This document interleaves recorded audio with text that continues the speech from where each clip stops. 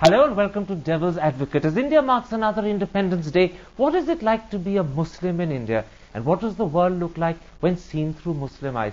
That's one of the key issues I shall explore today with actress, social activist and former MP Shabana Azmi. Shabana, let's start with how the world perceives Islam. 7 years after 2001, many people see the religion as a threat, some even fear it. How do you respond to that? With exasperation, with anger, with hurt, and with bewilderment. The fact is that Islam is not a monolith.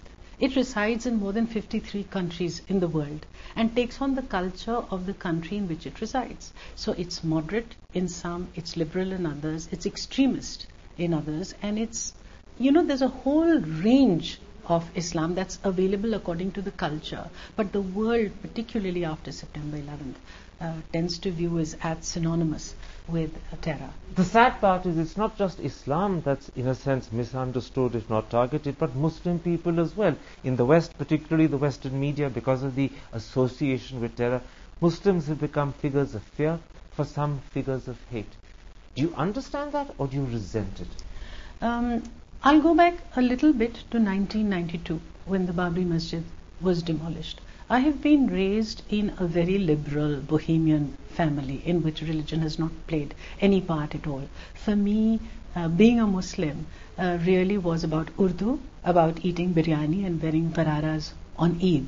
So the cultural aspect of me was Muslim. Otherwise, because I'm not religious, the religion didn't matter. But then today, when in the eyes of people who don't know so that's why you're branded. No, that's why I'm saying. And then what happened is after the riots following the Babri Masjid demolition, I suddenly had people saying, "You are a Muslim," and hurling it as an accusation or treating me with Western China.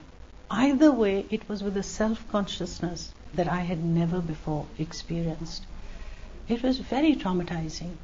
And what it made me do is it made me dig my heels in and say, yes, I'm a Muslim, and what do you want to do about it? That I can see increasingly happening, particularly in the Western world. A lot of young kids today are wearing the burqa, are taking on an identity which really they don't feel, just because when you push somebody against the wall, that's what they'll come up with. In other words, you push them and make them defiant. You make them become something that they aren't and may not want to be, but they have to become in self-defense. Absolutely. Yes, that's exactly what happened to me, and I see that refrain particularly amongst the young in the West, and it causes me some concern because what they're taking on is just parts of identity which really don't have anything to do with Islam. Is that also happening to Muslims in India? Are Muslims today going through the same experience that Muslims in the West have lived through? I think the Muslims in India, in spite of the fact that there have been communal riots, in spite of the fact that justice has not been got, even then I think the Indian Muslim is in a safer place, because the Indian Muslim has a stake and a space in India's democracy. It's a very huge thing that we are part of a democracy. An Indian Muslim can aspire to become a Shah Rukh Khan, can aspire to become Irfan Pathan, the President of India.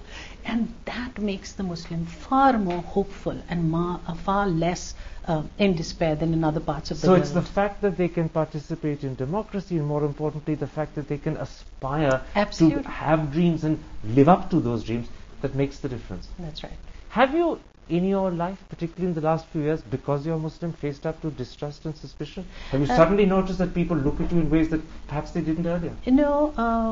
It again happened after the 92 riots, because, after the first phase was over, which was largely in the slums and not in the sophisticated areas, people weren't really affected during the December riots. And when January happened, when they got affected, it's when they woke up. But the thing is, because I was right there on the streets and I was so completely consumed by it, the minute I would speak about it, there would be this hushed kind of silence. I was not allowed to talk about it, and suddenly I was being branded a Muslim.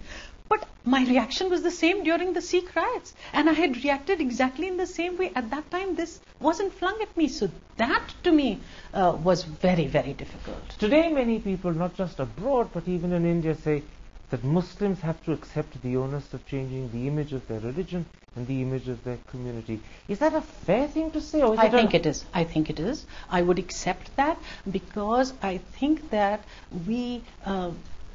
I don't think Muslim leadership has bothered to clear the air about what Islam actually is, because for far too long, and because of reasons of conspiracy more than intent, really, every time the Muslim question, if you look at what's happening in India, every time the Muslim question is raised, you look at all the politicians, whether it is Atal Bihari Vajpayee, whether it is Indira Gandhi, whether it is anybody, the minute it's a Muslim question, you'll get all the Dadiwalas and all the Maulvis only to speak. And I've always told them that why do you always leave it to the Maulvis? There are other people also. That's the moderate liberal voice. Why don't you ever consult them?